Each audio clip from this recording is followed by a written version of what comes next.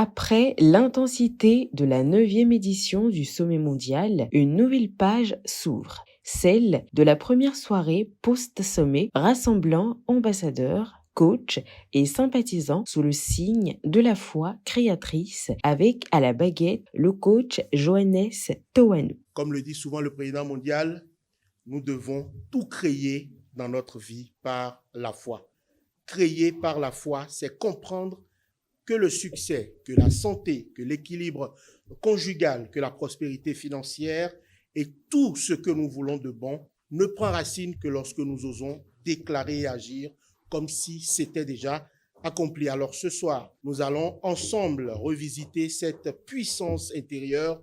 Nous allons affermir nos convictions et surtout apprendre à poser des actes alignés avec la grandeur que nous portons en nous. Le coach Solange Hessou a fait retentir l'hymne national. Puis, porté par la voix du coach Edith Rachel Izin, la récitation du credo du FIAD a ravivé la mission universelle du mouvement, restaurer, développer et élever.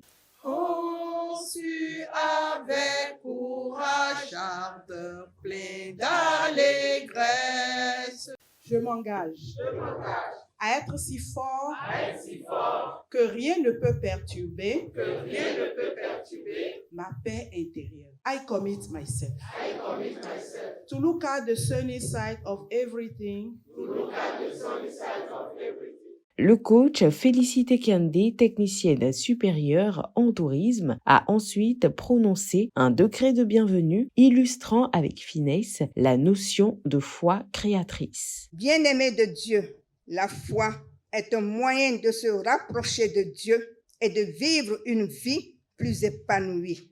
C'est pour cela que nous devons rester câblés sur nos chaises pour écouter d'en haut les différentes thématiques basées sur la foi développées par d'éminents orateurs divinement oints par Dieu à travers le PM. Le programme s'est ensuite articulé autour de 4 exhortations majeures, chacune éclairant un aspect essentiel de la création par la foi. Le coach Yves Assou Amoussou, auditeur comptable, a exploré le processus de création par la foi.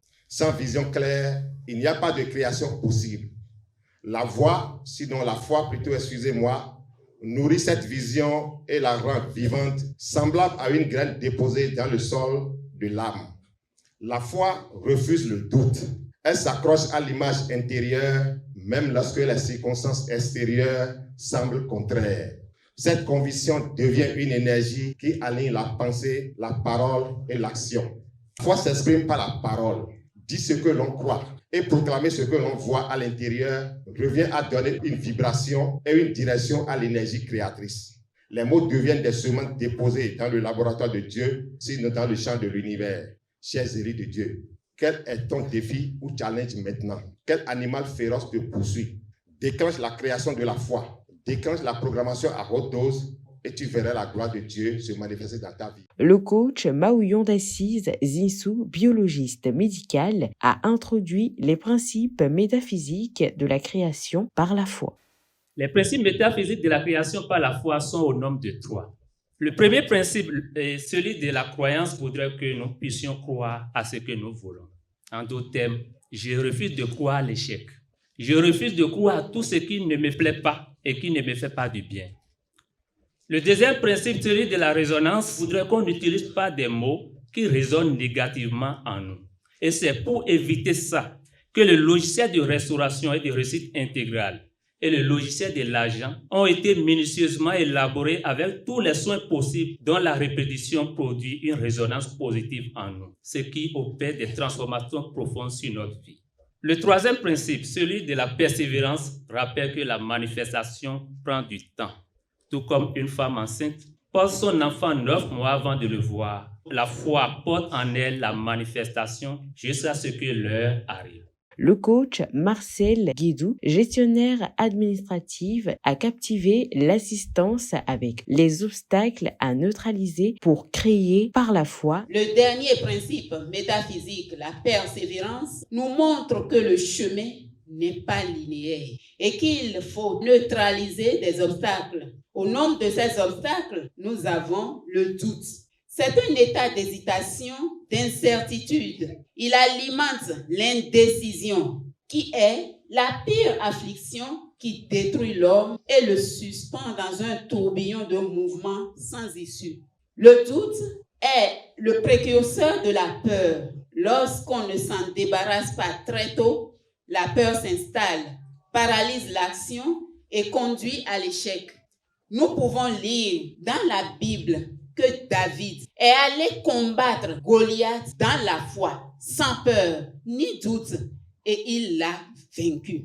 Chers privilégiés, nous devons faire le combat de caractère, suivre les formations et les appliquer pour amorcer réellement le voyage vers nous-mêmes, gage d'une foi solide. Le coach Augustin Denampo-Idjo, entrepreneur, a livré une exhortation pratique démontrant que la foi n'est pas qu'un idéal. Pour créer pratiquement la foi, c'est de prendre chaque jour un temps pour penser profondément à ce que tu veux.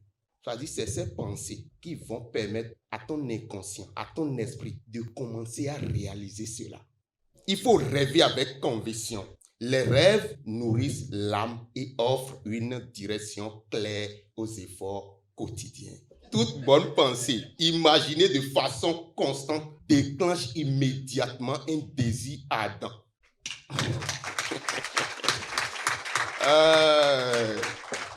Maintenant, employez des mots positifs parce que ces paroles agissent comme des graines dans ton inconscient. L'appel à contribution conduit par le coach Valérie Midombe, secrétaire informatique, a rappelé la puissance de la générosité. Chers ambassadeurs, coachs et sympathisants, c'est le moment de mettre Dieu à l'épreuve en exerçant sa foi dans une contribution consciente pour réclamer ce que tu désires ardemment. Puis, le coach Ketura Adimale Amon, opératrice économique, a animé avec vigueur l'atelier de programmation du logiciel de restauration et de réussite intégrale. Je suis désormais l'être divin. Je suis désormais l'être divin. Je suis désormais l'être divin. Je lève mon esprit, mon cœur pour être conscient, pour comprendre et savoir que la présence divine je suis est la source de la substance de tous mes biens. La soirée s'est conclue dans une atmosphère d'inspiration et de joie, chacun repartant avec la conviction que la foi est une puissance créatrice ouvrant les portes de la réussite totale. La salle était pleine. L'ambiance, l'énergie était vraiment positive et contagieuse. J'ai senti la présence de beaucoup qui ont participé au sommet de Bassam. Donc, sont revenus avec des énergies positives, ce qui était vraiment contagieux dans la salle. J'ai vraiment apprécié le déroulement de la séance, comment les coachs nous ont vraiment apporté leur réflexion sur la foi. C'est un truc qui m'a vraiment touchée et je pense que quand je vais retourner à Parakou, je ne vais pas manquer de poursuivre les séances là-bas.